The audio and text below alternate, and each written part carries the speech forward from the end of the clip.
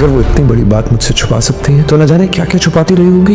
हमारे बीच में कोई तीसरा नहीं है रोमा। मेरे पास इसको साबित करने के लिए कोई सबूत नहीं। खुदा के लिए इस बात पे यकीन मत है, क्योंकि की इज्जत बनाकर लाई हूँ तुम्हें और तुम्हारा ख्याल रखना मेरी जिम्मेदारी। किस लहजे में अपनी बीवी के बारे में बात कर रहे हो तुम? इस घर मैं पूछ रहा हूँ कि किसकी इतनी जरूरत होगी कि तुम्हें इस कमरे में आने दें, क्योंकि ये घर मेरा है और यहाँ पर कौन रहेगा और कौन नहीं ये सिर्फ फैसला मैं करूँगा। अगर वो घर नहीं आई तो कहाँ जा सकती है?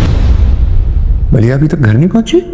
रुहाब मलिहा की बात सुनने के लिए तैयार नहीं है। मलिहा के पास इस वक्त अपनी बेगुनाही साबित करने के लिए कोई भी सबूत नहीं है, इसलिए वो रुहाब को ये सब कहकर वहाँ से चली जाएगी, क्योंकि रुहाब उसे लेने आता है।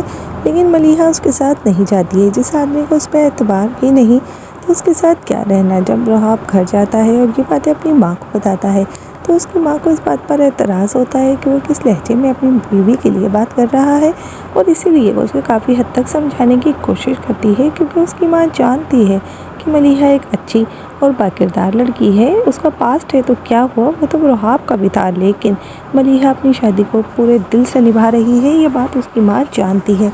और जब रुहाब घर पहुंचता है तब उसे एहसास होता है कि मलिहा तो घर वापस आई ही नहीं है और वो तो उसे छोड़कर कहीं जा चुकी है।